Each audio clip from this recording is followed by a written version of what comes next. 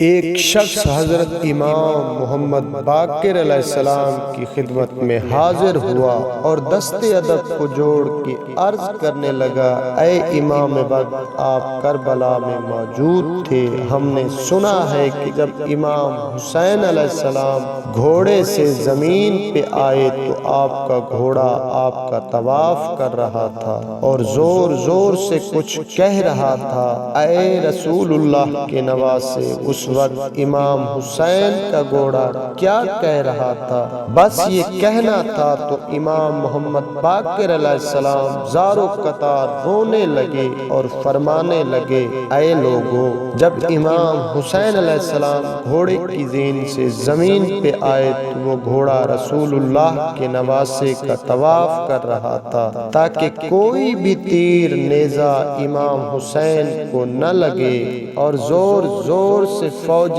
یزید سے کہہ رہا تھا، وائے ہو اس امت پر جو اپنے ہی رسول کے نواسے کو قتل کرتی ہے۔ پھر لوگوں نے پوچھا، اے رسول اللہ کے نواسے، کیا وہ گھوڑا اور بھی کچھ کہہ رہا تھا؟ اتنے میں امام محمد باقر علیہ السلام چیخ کے رونے لگے اور فرمانے لگے، وہ گھوڑا کہہ رہا تھا کہ اے میرے آقا حسین، بس ایک مرتبہ میری پشت پہ پھر سے سوار ہو جائیے، میں آپ کو اتنا دور لے کے جاؤں گا کہ کسی بھی ظالم کا تیر آپ کو چھو نہ سکے گا۔ اس وقت میرے دادا حسین نے فرمایا، اے ذوالجلال، جاؤ خیام چلے جاؤ اور میری بہنوں بیٹیوں کو بتاؤ کہ ان کا امام حسین اپنے نانا رسول اللہ سے جا ملا۔ بس وہ گھوڑا خیام کی طرف بڑھا اور بیویوں کے خیام کے باہر آ کے زور